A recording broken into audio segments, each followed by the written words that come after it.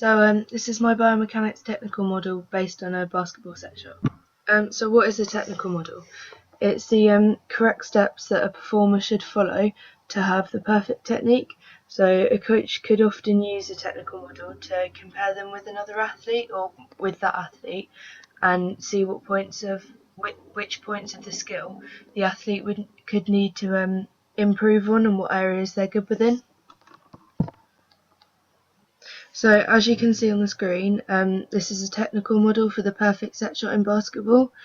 And as you can see, there are three main phases: the preparation stage, execution and recovery. So these are the key phases a coach would use when trying to teach or improve a performance skill. The different points of each phase is the preparation is feet shoulder width apart. This is to generate power and keep the player balanced. Then they need to bend their knees, which allows greater power production. Then their elbow needs to be bent at an acute angle, which means that they can extend it further and therefore generate more power. So the other hand's on the side with the thumb facing you, which will help to increase the accuracy of the shot. The key points of the execution are that you should fully extend your arm and your knees at the same time to increase power production. When you reach the pinnacle of your reach and release the ball, you should flick your wrist to create a backspin. Then the main part of the recovery is that the player's end position, which they should have their wrist bent with their arm still pointing towards the hoop. This is because when they move their arm away from the hoop, it could affect the direction of the ball. So on the screen now is an image of the written model I was talking about in the previous slide. And some of the athletes will learn better through a visual aid than from a written table. So this shows them bending the knee, so you can see the full extension. Then the final stage, you can see the flick of the wrist and where you'd hold that there. So I'll be analysing two different performers. Player one's the more advanced of the two performers, and player two's slightly lower. So on this slide I've got the preparation stage, and in the first picture here you can see that his knees aren't bent enough, which means that he's not going to be able to extend them to his fullest, which means he won't be able to generate enough power to be able to push through his body to get the ball into the hoop. Also his feet aren't quite opposite each other, and his right foot's slightly further in front, meaning that they're not shoulder width apart, and both of these things will affect his balance, meaning that he doesn't have a stable base of support to start off his shoot with. However, his arm position is very good. Just before the second photo, his angle at the elbow was an acute angle, and he's just extended it towards the hoop, as you can see here. And his shooting hand's underneath the ball, which you can see here, and his fingers are pointing towards his face, with the other hand holding the side with his thumb pointing at him. So this will make the accuracy of his shot much better than if he was positioned in a different way where his hands weren't in the correct positions. So player two is the less able player of the two, and as you can see in the first photo, his feet are very close together, so this makes his balance even worse than player one.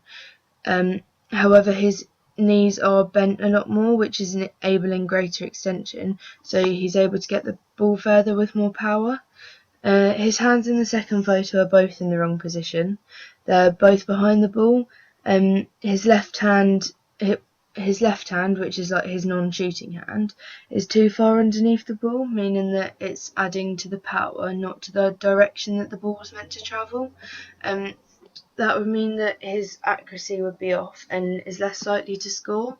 Then his right hand's also in the wrong place, which is a lot worse than player one's. This is because it's too far to the right, meaning that again it's doing the wrong job. Instead of aiding to the power, it's trying to direct the ball, which won't work as well.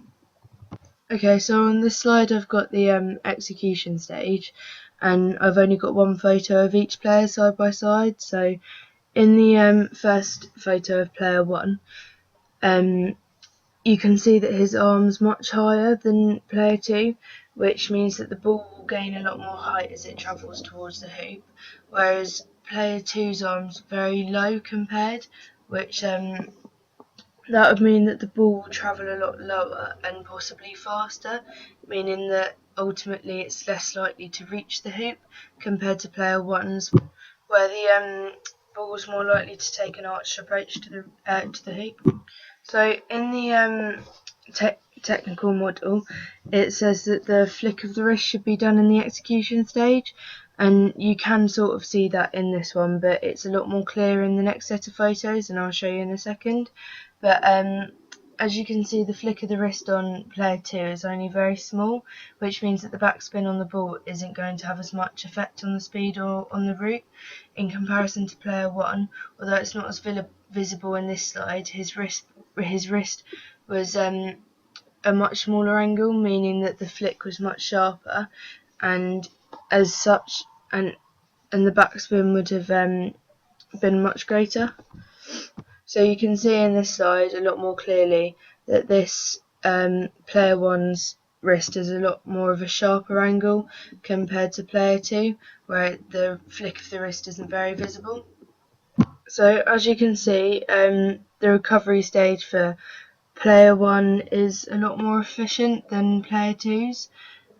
This is because he kept his arm high with his wrist flicked, whereas player 2 has already dropped his arm very far, even though it was already in a lower position to start with.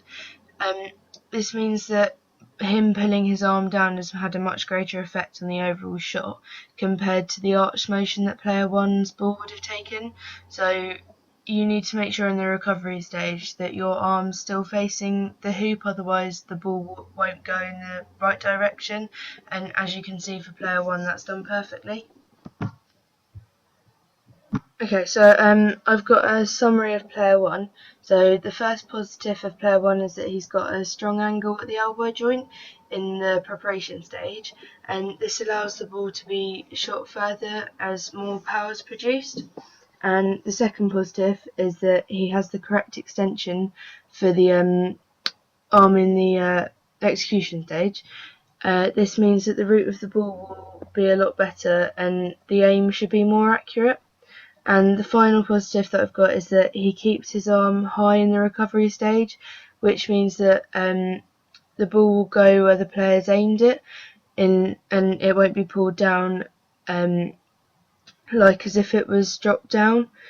And the first negative, that his legs aren't bent enough in the preparation stage, and this will prevent the full power and will contradict the positives of the angle at the elbow in the preparation stage. And the last negative is that his supporting arm's in the wrong place during the extension stage.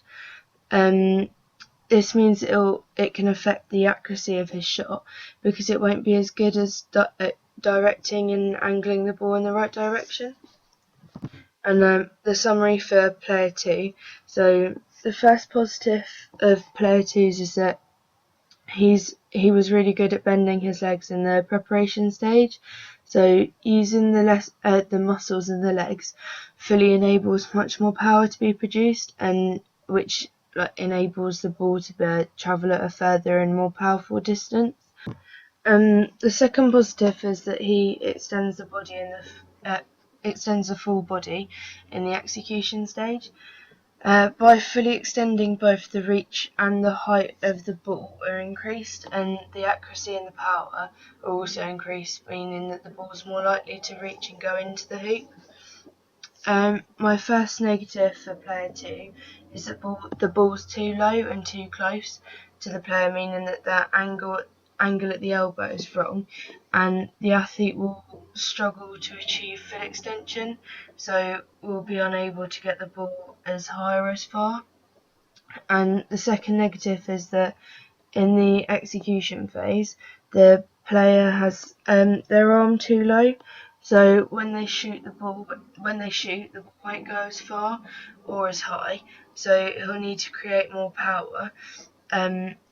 so he'll need to create more power somehow to compensate for his poor angle.